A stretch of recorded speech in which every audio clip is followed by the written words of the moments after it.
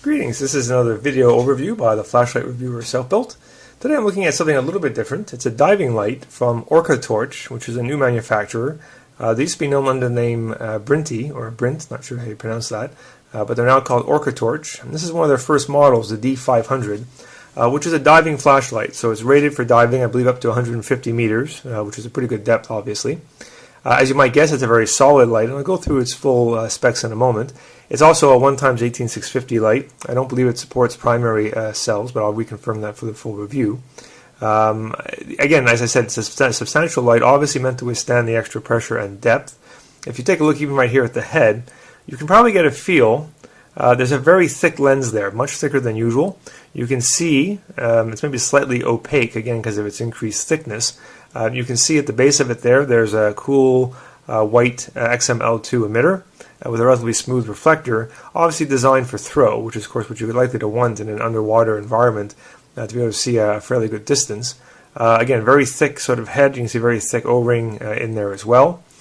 There's no tail cap switch. You can see it's a flat tail cap, so the light can tail stand. There's also lanyard attachment points, here in the tail, as you can see. What's interesting about the light is the switching. It's controlled by a magnetic switch here in the head. Now this is normally sealed.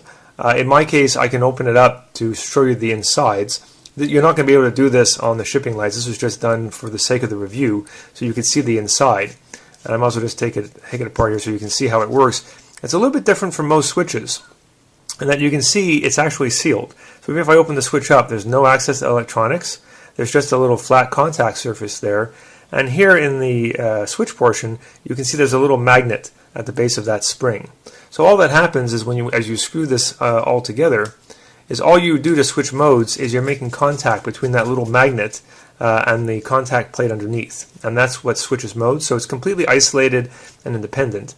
Again, the shipping lights will have this Loctite, so you won't be able to do this, but that's just sort of the design. The switch is therefore not a clicky switch, it's just a press-release switch. The spring is what gives you the resistance that pushes it back up, and you will mode change just by having it pressed down all the way so that battery makes contact. So it's a good way to sort of isolate the switch from the rest of the components. Let me show you the inside. I had the light locked out here at the head. That's one point I should mention as well. You'll see when I get it fully open. It has anodized screw threads, traditional kind of triangular cut, but of good quality.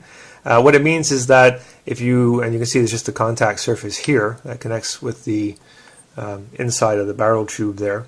What that means is that you can lock the light by a simple twist of the head. So just to sort of again show you a bit of the body, you can see where it makes contact. You can also sort of make out there at the base, there's a fairly substantial looking spring in the tail of the light.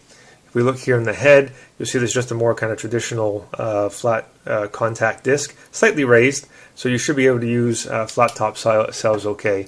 And I'll report back on my testing of various types of cells in the full review. You just put an 18650 in the tube. You can also see as well there are double O-rings, and they're very well lubed here on my sample. I've in fact removed a bit of lube with all my testing, but I've actually done waterproof testing as well, and you'll see that the light did quite well. I'm not a scuba diver, so I don't have a way to test it at depth. So what I did instead is I froze it for 12 hours and saw that it worked quite well. The first thing you'll notice is the light just came on. That's one feature about the light. Again, I can twist the head to lock it out. As soon as you make battery contact, it comes on, and it comes on in low. You can turn the light off just by pressing the switch. So that's the original design here of the interface. It comes on automatically when connected. Press the switch to turn it off if you don't want it on. You press the switch again, you'll get it to come back on in the last mode, and you can actually, it comes on in high, sorry, not the last mode, advanced. You can see that by pressing the switch repeatedly, you cycle between max, or high we'll call it, medium, low, and off. So that's the mode sequence. It's a little bit different from most lights. So from off you go from high, medium, low, back to off, and then back up to high. Now I'm going to do full testing of the light. I can see there is some pulse width modulation here at the low level, but it's barely detectable, so it's at a very high frequency. You're not likely to see it here on the camera, but I can get some hint of it. I don't find it very distracting though, but I am sensitive to pulse width modulation, so I can detect it. You'll see full testing results in my full review at Candle Power Forums. In terms of the beam, you can see right there, spill beam, maybe a little bit narrow given the thick head design. It has a very clear and sharp hotspot. We'll just maybe move it back up to max. So you can see as I go with distance, the hotspot's fairly clear.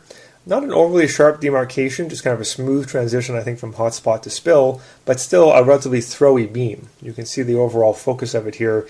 It's very much meant more for throw than for flood, but you get kind of an overall, nice kind of, I think, smooth beam pattern, more heavily focused for throw. That's really what it comes down to. No artifacts or beam rings that I can see in the beam, so it looks fairly clean as we move through the levels again. So very straightforward interface. Works well, I suspect, as a diving light.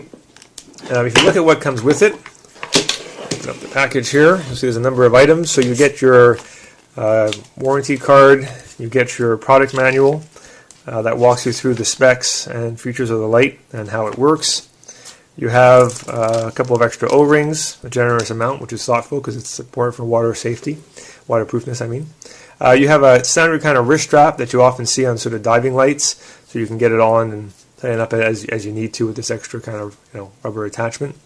One thing I find quite interesting is this attachment, which is a way to carry the light, I think for diving purposes again, where you can sort of strap it onto yourself.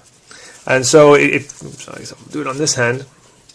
You just have to thread the Velcro through the catch here, and you can, depending on the size of your hand, you'd usually be wearing a wetsuit, I would suspect, for something like this. Depending on the size of your hand and how you have it on, there's an attachment right here, so you can install the light. Let me just get that off for the moment. So I'm going to do this off camera because it's a little bit easier to do and then have my arm stretched around the camera. There we go. So you can just mount it right into the attachment, install this on your hand, tighten it up, and you can see you get a pretty good feel and pretty good grip, and you can then control the light as you were swimming around underwater. So a good setup, kind of a nice extra attachment. Seems fairly robust, seems to work fairly well.